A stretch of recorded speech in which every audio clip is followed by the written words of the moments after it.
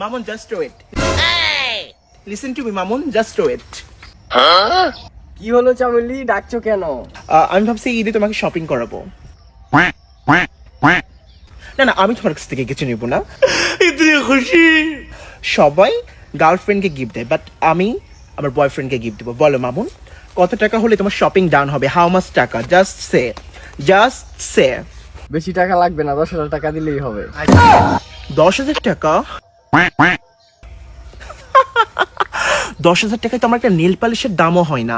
তুমি 10,000 টাকা চাও কিভাবে? তুমি ভুলে গেছো তুমি কার সঙ্গে প্রেম করো? না না, বলবো কেন, তুমি আমার লায়লা।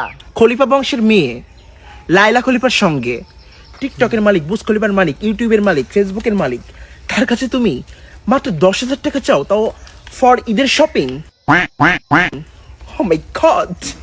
ওকে, ঠিক আছে, থিঙ্ক করো, আর একবার বলো, থিঙ্ক করে বলো যে কত টাকা হলে শপিং হবে তোমার।